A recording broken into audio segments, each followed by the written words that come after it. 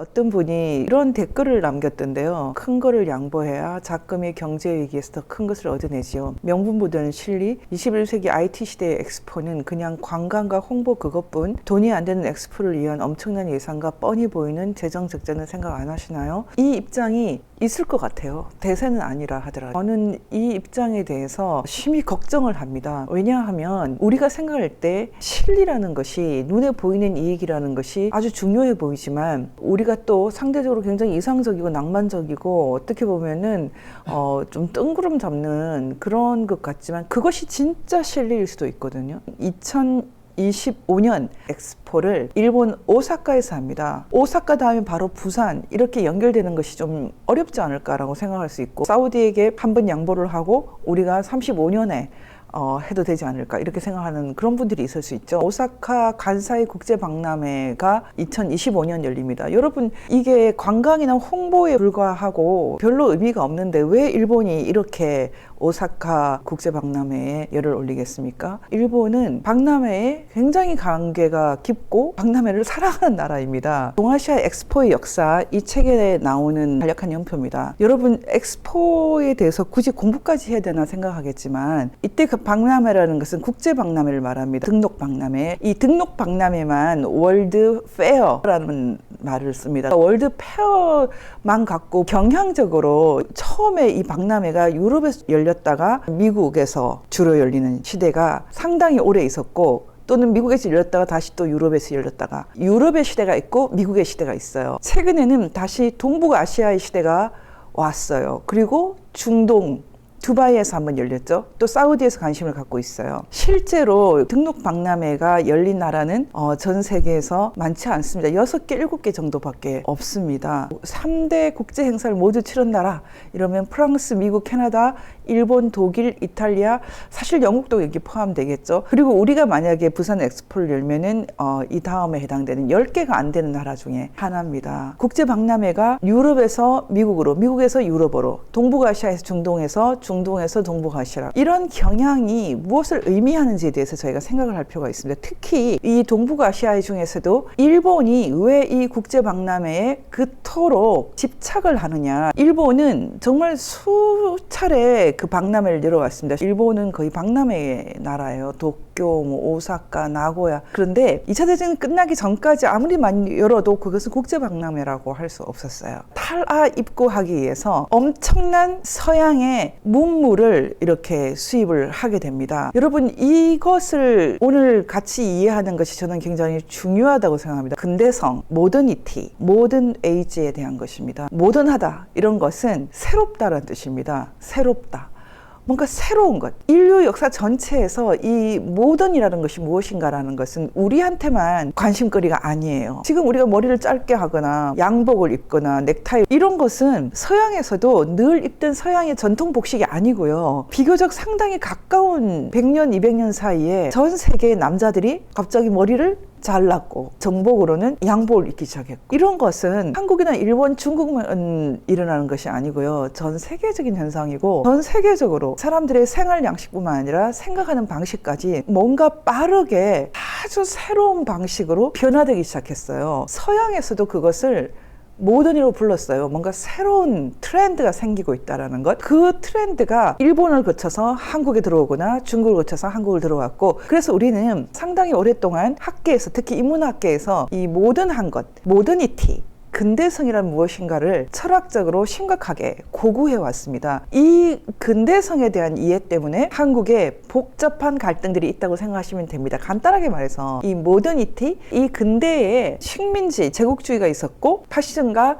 개인의 자유를 향한 몸부림이 있었고, 그와 동시에 각 나라들이 민족적인 자각을 바탕으로 한 네이션 스테이트, 근대 민족 국가를 만들기 시작을 했어요. 이 근대를 어떻게 보는가 할 때, 이 모델 1, 2, 3 중에서 만약에 첫 번째 제도로서의 근대라는 개념이 있고 문물로서의 근대라는 개념이 있고 민족, 제국주의, 전체주의 이런 이데올로기로서의 근대가 있고 이데올로기를 넘어서 있는 철저하게 개인과 세계만 존재하는 개인이 실존적으로 존재하는 이런 모델 이 세 가지를 나누어서 보면 우리가 전혀 새로운 것을 볼 수 있습니다. 만약에 제도로서의 근대라는 측면만 강조하면은 우리가 일본 식민지도 상당히 좀 너그럽게 볼 수 있습니다. 왜냐하면 북한 쪽도 그렇고요. 이 대한민국, 한국 쪽도 마찬가지고 일본이 근대적인 제도와 함께 왔기 때문에 일제시대 때 변화된 것이 굉장히 많습니다. 물론 일제 이전부터 일본 영향권에서 철도라든지 학교 제도, 병원 제도뿐만 아니라 합리적인 근대적인 토지 제도를 포함한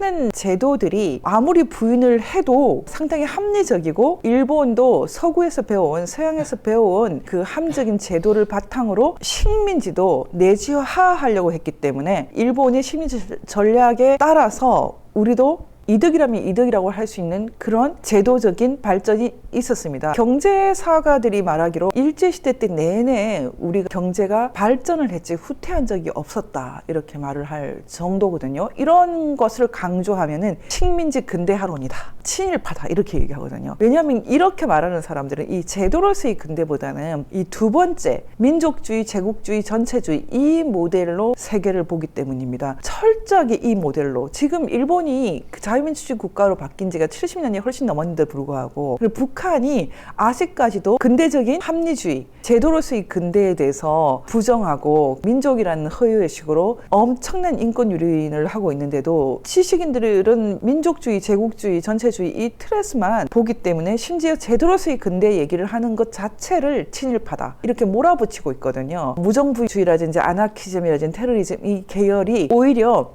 이 두 번째 모델과 결합이 되면서 한국에서는 제도로서의 근대, 합리주의적 근대 이런 얘기를 하는 사람들은 거의 친일파로 몰려 있습니다. 두 번째 모델과 세 번째 모델 세상을 보는 사람들이 진짜 민족주의자다, 진짜 애국자다 이런 식으로 통용되는 것이 학계의 보편적인 양상이거든요. 사는 것, 삶하고 생각하고를 따로따로 노는 거죠. 우리 삶 속에서는 일제 쓰지 북한제 쓰지 않지 않습니까? 일제 쓰면서 일본 비판하고 있죠.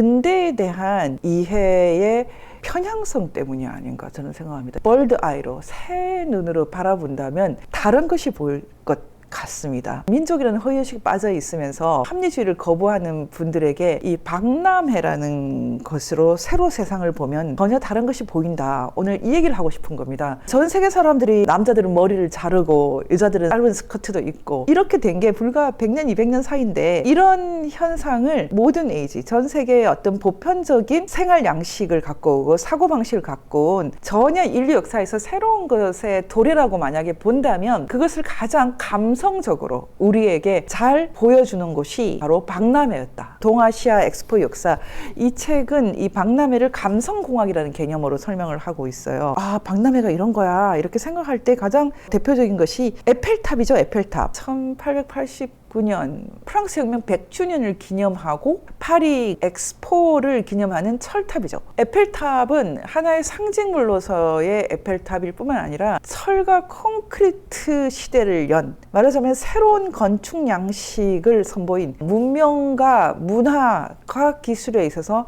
아주 상징적인 작품입니다. 한때 프랑스가 세계 박람회에 아주 집착했을 때가 있었어요. 프랑스 역시 예술과 문화의 도시이기도 하기 때문에 이 박람회를 통해서 보여줄 것이 굉장히 많았던 거죠. 1937년 박람회의 중요한 특징은 양쪽에 누가 경쟁하고 있나. 하나는 스탈린, 하나는 히틀러죠. 박람회의 역사가 굳이 나누어 본다면 초기에는 문명과 과학, 오락과 소비주의, 그리고 이데올로기 시대가 있다는 겁니다. 그리고 환경 생태의 박람회 시대 이렇게 나누는데 이 이데올로기의 시대, 이 박람회를 통해서 이데올로기가 각축을 벌였던 것에 가장 대표적인 것이 파리 1937년 스탈린과 히틀러가 정말 엄청난 규모로 거의 에펠탑 규모로 국자 파빌리온을 세워서 과시를 하고 있는 거죠. 이런 박람회뿐만 아니라 미국 박람회도 굉장히 중요합니다. 시카고 박람회는 이제 유럽을 중심으로 돌아가는 문명과 새로운 인식의 세계를 미국으로 좀 옮겨와야겠다라는 거죠. 1893년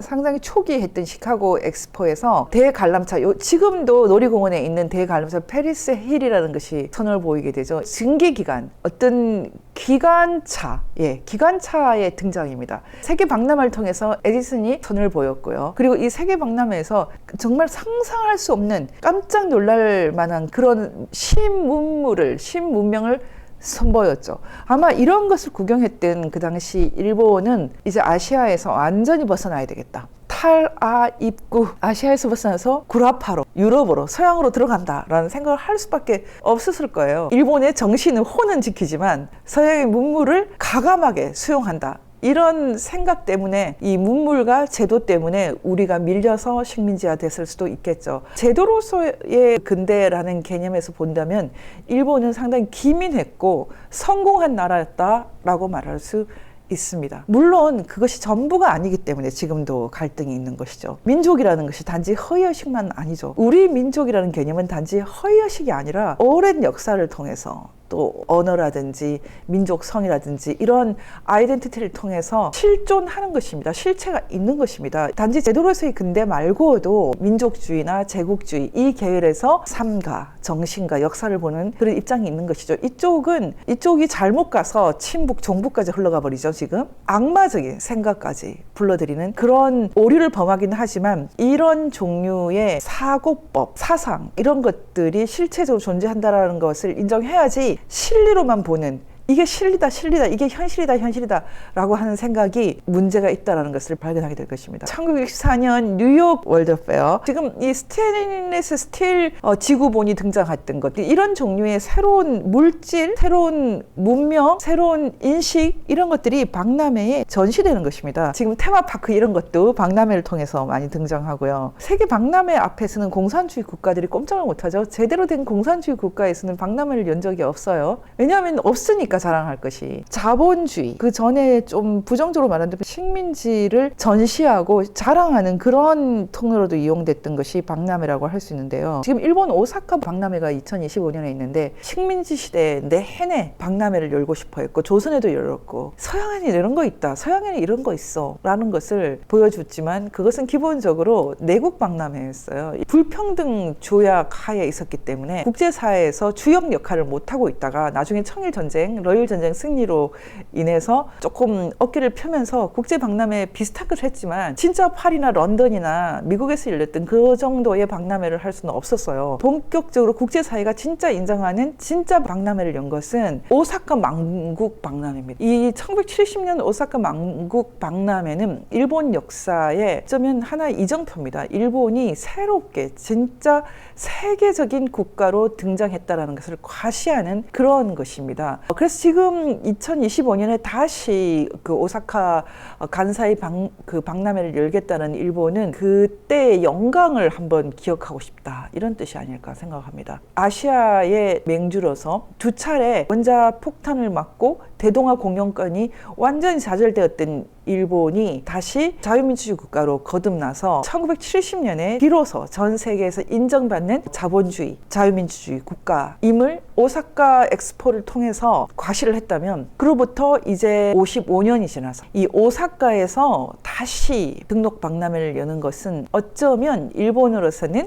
영광을 재현하기 위해서다, 이렇게 볼 수 있겠죠. 일본이 이 2025년 박람회에서는 기술적이고 물질적인 것을 넘어서서 새로운 아젠다를 제시하고 있는데요. 그것이 바로 생명이 빛나는 미래사회의 디자인, 이런 제목으로 주제를 삼고 있는 것입니다. 우리가 다시 박람회를 연다면 그때 우리가 제기하는 아젠다는 무엇이 될까? 그것이 굉장히 저는 지금 궁금한 거죠. 이게 실리다, 이게 현실이다 라고 하는 것이 사실은 작은 이익일 수 있고 큰 비전 하에 큰 이익이 올 수 있다는 것을 오늘 좀 생각을 해보자 이 뜻입니다. 박람회, 국제 박람회 또는 만국 박람회, 월드 페어라는 것은 전 세계 사람들을 시장으로 이렇게 불러들여서 와 이렇게 엄청난 게 새로 생겼네. 캐나다 몬트리올 1967년 엑스포는 아주 성공적인 엑스포인데 전자의 새로운 차원을 보여주었던 인류가 또 새로운 문명의 빛을 보는구나 이렇게 생각을 했던 것처럼 오랫동안 엑스포에서는 정말 기상천외한 것들이 등장을 했었는데 이제는 이런 문명과 물질적인 것 이런 것을 넘어서서 또 새로운 가치